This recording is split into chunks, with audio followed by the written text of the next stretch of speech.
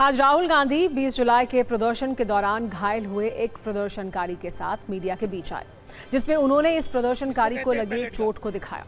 दावा किया गया कि 20 जुलाई को दिल्ली पुलिस ने पैलेट गन का इस्तेमाल किया था, जिसमें ये प्रदर्शनकारी भी पैलेट गन के निशाने पर आया था। सरकार ने कहा है कि कोई पैलेट गन यूज नहीं हुई है, कहा है ना। ये देखिए, ये है पैलेट गन,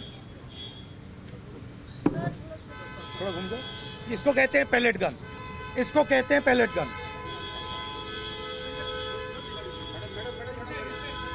ठीक है, और इनकी आंख डैमेज हो गई है, इनकी आंख से इनको दिखाई नहीं दे रहा है।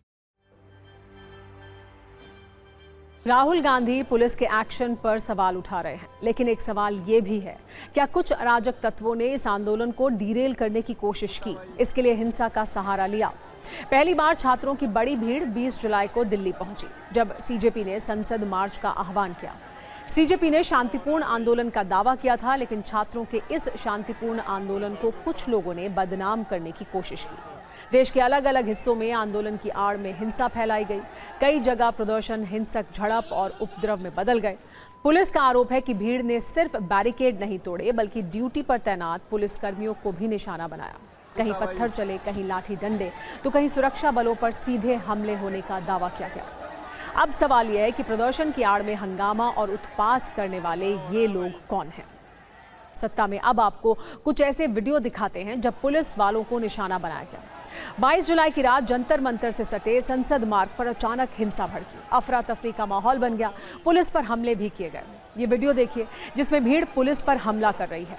सवाल है कि ये छात्रों के भेष में कौन लोग हैं जिन्होंने पुलिस टीम पर हमला किया। तस्वीर देखिए, दिल्ली पुलिस के एसीपी विवेक भगत के साथ लिंचिंग की कोशिश हो रही है। पुलिस अधिकारी को बेहद ही गंभीर हालत में दूसरे जवान रेस्क्यू करते भी दिखाई दे रहे हैं।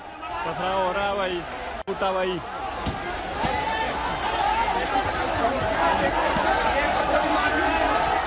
सवाल यह है कि लॉ एंड ऑर्डर तोड़ने वाले ये लोग कौन हैं? क्या आंदोलन को बदनाम करने की साजिश की जा रही है? हम जैसे ही वहाँ पास पहुँचे तो हमने देखा कि उनमें से एक जवान को 25-30 की उग्र भीड़ ने काबू कर रखा है। उस जवान के सिर से काफ़ी खून निकल रहा था, उसका मुंह भी पूरा खून से सना हुआ था। उसी को बचाने की नीयत से मैंने इंटरवीन करने की कोशिश की। इसी दौरान मैं 1-2 मीटर उसको आगे भी लाया बचा के। भीड़ काफ़ी ज़्यादा उत्तेजित उग्र थी, तो उन्होंने हमको ओवर पावर कर लिया। तीनों तरफ से भीड़ ने हमको घेर लिया। मैं जैसे ही बचने की कोशिश करने रहा था तो भीड़ ने ओवर पावर करते हुए धक्का मुक्की करते हुए गिरा दिया। तो गिरने के बाद मैं पूरा अपना कंट्रोल खो चुका था। फिर हर तरफ से लात, घुसे, मुक्के, डंडे, नुकीली ईंटें बरसना शुरू होगी। अब आपको दिल्ली का एक और वीडियो दिखाते हैं जो 22 जुलाई की रात का है। ये वीडियो भी जंतर मंतर के पास के इलाके का है। प्रदर्शन की आड़ में कुछ लोगों ने उत्पात मचाया और तोड़फोड़ की। इस वीडियो में police inspector Nand Kishore Singh phone पर बात करते हुए आगे बढ़ रहे हैं।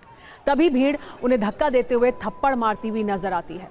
अब सवाल यह है कि आंदोलन के नाम पर हंगामा करने वाले ये लोग कौन हैं? छात्रों का जो प्रदर्शन शांतिपूर्ण चल रहा था, सवाल फिर वही है कि गुंडागर्दी करने वाले ये लोग कौन हैं? दिल्ली पुलिस इन्हीं वीडियो के आधार पर केस दर्ज कर जांच कर रही है। तो वहाँ पर 150-200 लोगों ने मुझे घेर लिया। वहाँ पर एंटी गवर्नमेंट स्लोगन्स वो बोलने लगे, दिल्ली पुलिस मुर्दाबाद, इस टाइप से बोलने लगे।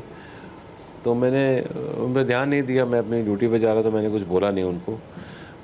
तो पीछे से उन्होंने फिर धक्का मुक्की स्टार्ट कर दी और फिर उन्होंने फिर जो भी उनके हाथ में डंडा था, लाठी थी, कुछ प्लास्टिक के जो हमारे डंडे होते हैं पुलिस वाले, वो छीने हुए थे शायद उन्होंने, वो उससे उन्होंने हमला किया। धारदार हथियार भी थे उनके पास, कुछ चाकू-नुमा टाइप से कुछ था, जिससे वो मारने की कोशिश कर रहे थे लगातार मुझे। तो 150-200 लोग एकदम से वहाँ पर इतने ज़्यादा एग्रेसिव होकर मेरे पे हमला किया, तो मैं समझ नहीं पा रहा था क्या हो क्या गया है मुझे ना।